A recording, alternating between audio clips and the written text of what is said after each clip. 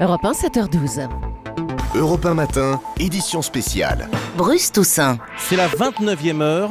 Nous retournons à Toulouse dans quelques minutes pour suivre ce bras de fer interminable entre le RAID et Mohamed Merah. Mais d'abord, retour sur l'itinéraire du tueur. On sait qu'il a séjourné en Afghanistan et au Pakistan. On sait aussi qu'il est suivi par les services de renseignement français depuis plusieurs années. François Hesbourg, bonjour. Bonjour. Merci d'être avec nous. Vous êtes expert international des questions de sécurité et de terrorisme, auteur du livre Espionnage et renseignement chez Odile Jacob. Pourquoi et comment a-t-on laissé filer Mohamed Merah ? Est-ce qu'il y a eu dysfonctionnement, selon vous ?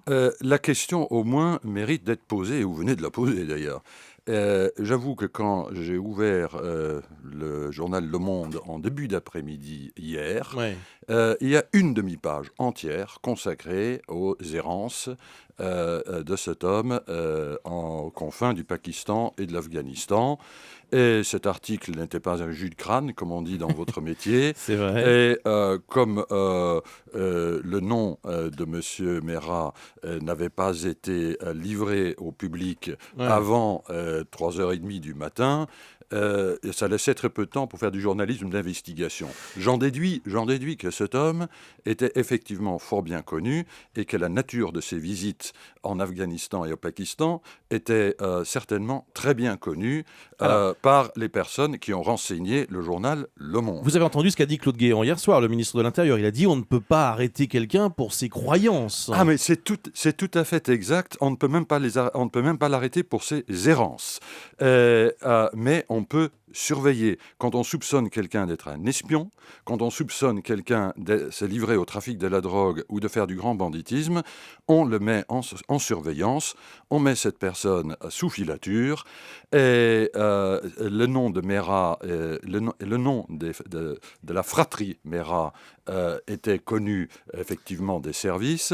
Pour moi, il y a une vraie question, c'est pourquoi n'y a-t-il pas eu mise sous surveillance normale, Mais habituelle ? vous qui êtes expert, vous avez une idée de la réponse à cette question ? Non, je n'ai pas une idée, parce que les services français ont été formidables au cours des 15 dernières années en matière de lutte contre le terrorisme. Il n'y a pas eu un attentat réussi, entre guillemets, depuis 1996 sur le territoire Vous avez métropolitain. raison.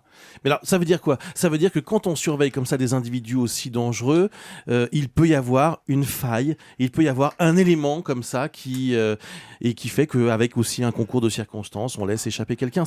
L'erreur est humaine ? L'erreur est parfaitement humaine. Pour moi, il était clair que notre immunité par rapport aux attentats ne pouvait pas être éternelle. Un jour ou l'autre, un terroriste allait passer à travers les mailles du filet et allait réussir son coup. Mais bien entendu, cela ne saurait a priori excuser d'éventuelles erreurs de jugement, d'éventuels problèmes. Quand j'écoutais le procureur hier en fin d'après-midi, en milieu d'après-midi, j'étais quand même un tout petit peu estomaqué de constater qu'après une enquête qui, au plan policier, semble avoir été remarquable, très, très rapide, très dense, très efficace, mais il leur manquait un tout petit truc, c'était l'adresse du bonhomme. On ne peut vraiment pas dire que ce touriste un peu particulier ait été suivi de très près, alors que le nombre de Français qui se promènent dans les confins du Pakistan et de l'Afghanistan... Alors c'est justement ce nombre, il n'y en a c'est pas quoi ? beaucoup. On entend un peu tout et n'importe quoi depuis quelques jours. On dit quelques dizaines et puis... Ça dépend de qui on parle. Si on parle des Européens, et le chiffre qui circule, et je crois qu'il est assez vraisemblable, on l'entend du côté allemand, on l'entend du côté britannique, c'est une centaine d'Européens, dont... Et là, le chiffre, je le donne avec un peu plus de réserve, dont peut-être de l'ordre d'une vingtaine de Français. Tous ne reviennent pas de la région, et tous ne reviennent pas naturellement en tant que tueurs.